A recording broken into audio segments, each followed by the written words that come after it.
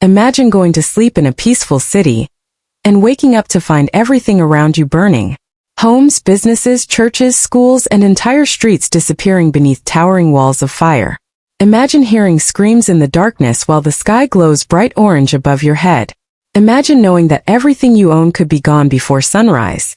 It sounds like something from a disaster movie, but for the people of Chicago in October 1871, it was terrifying reality. This is the incredible true story of the Great Chicago Fire, one of the most devastating urban disasters in American history.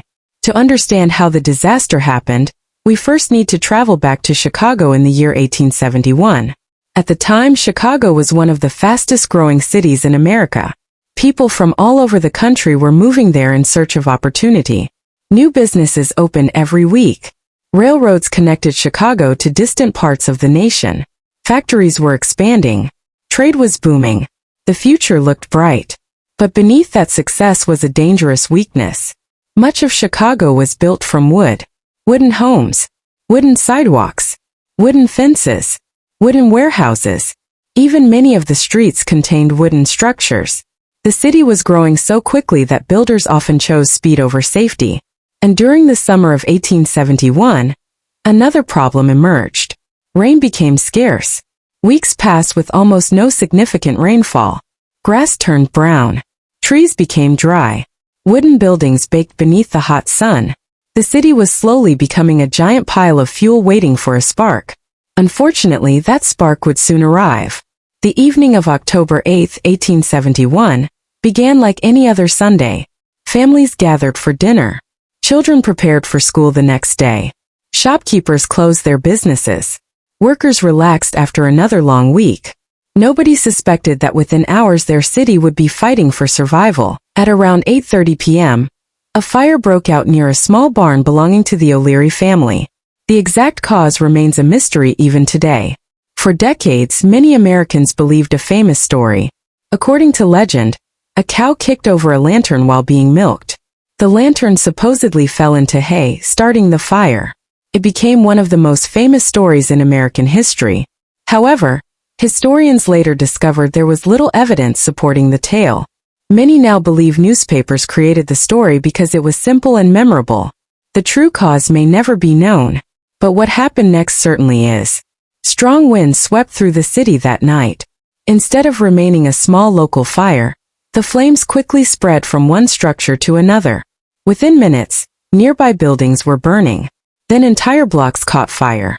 Firefighters responded as quickly as they could, but they faced enormous challenges. The city had experienced another major fire the previous night, leaving many firefighters exhausted.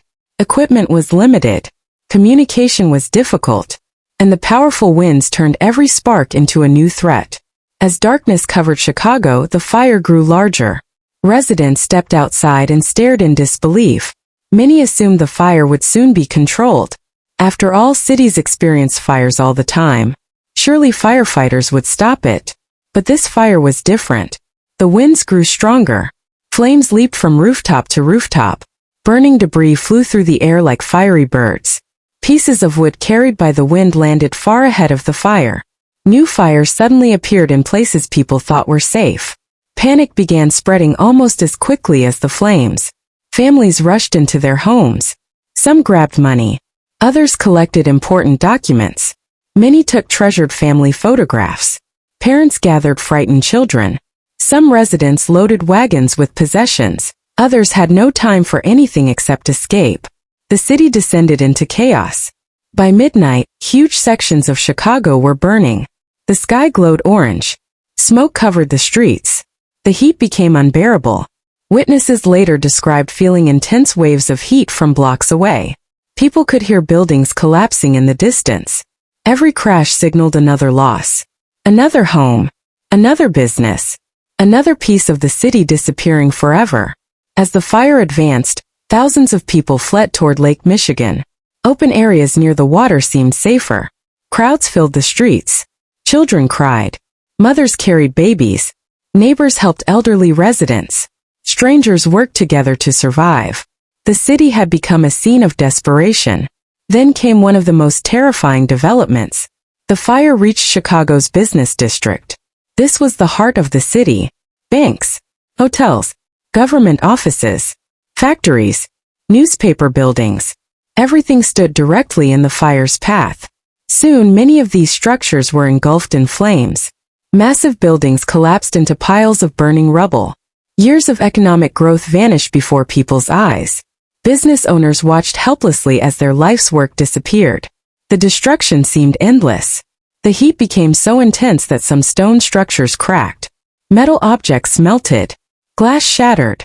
Witnesses reported seeing fire whirlwinds spinning through the streets. These terrifying tornado-like columns of flame carried burning debris high into the air. Everywhere people looked there was fire.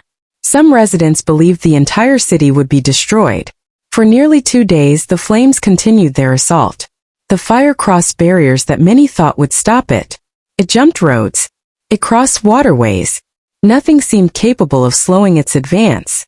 The smoke could be seen from great distances. People living in nearby communities watched the glowing sky and understood that something catastrophic was happening. The disaster captured the attention of the entire nation. Back in Chicago, survival became the only priority. Thousands of homeless residents gathered wherever they could find safety. Many spent nights outdoors. Some sought shelter in parks. Others stayed near the lake. Food became scarce. Clean water was difficult to obtain. Nobody knew how much longer the nightmare would continue. Then, finally, nature intervened. Rain began to fall. The weather that had helped create the disaster now helped end it. Combined with the efforts of exhausted firefighters, the rainfall gradually weakened the flames. At last, the fire lost its strength. The Great Chicago Fire was finally over. But when daylight revealed the damage, people struggled to comprehend what they saw. Entire neighborhoods had vanished. Familiar streets were unrecognizable. Landmarks were gone. Businesses were destroyed. Homes had become piles of ashes. The numbers were staggering. More than 17,000 buildings had been destroyed. Roughly 100,000 people were left homeless.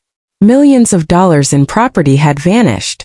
Large sections of one of America's greatest cities no longer existed. Many families lost everything. Everything they owned. Everything they had built. Everything they had worked for. The emotional impact was overwhelming. Some people searched desperately for missing relatives.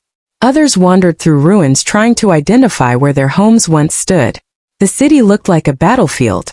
Ash covered the ground. Smoke still rose from destroyed buildings. The silence that followed seemed almost unreal. Many outsiders believed Chicago would never recover. How could a city survive such devastation? How could businesses return? How could families rebuild their lives? But the people of Chicago refused to surrender. Almost immediately, rebuilding efforts began. Workers cleared debris.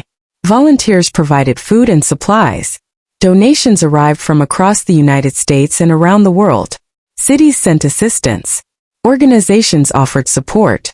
The tragedy inspired a remarkable wave of generosity. Architects and engineers saw an opportunity to create something better. Instead of rebuilding exactly as before, Chicago embraced innovation. New building methods emerged. Fire-resistant materials became more common. Safety regulations improved. Urban planning changed. The lessons learned from the disaster influenced cities throughout America. Within only a few years, Chicago was growing again. Construction cranes filled the skyline.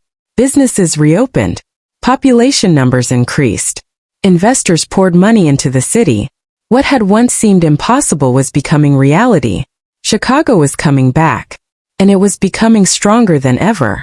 In many ways, the Great Chicago Fire helped shape the modern city.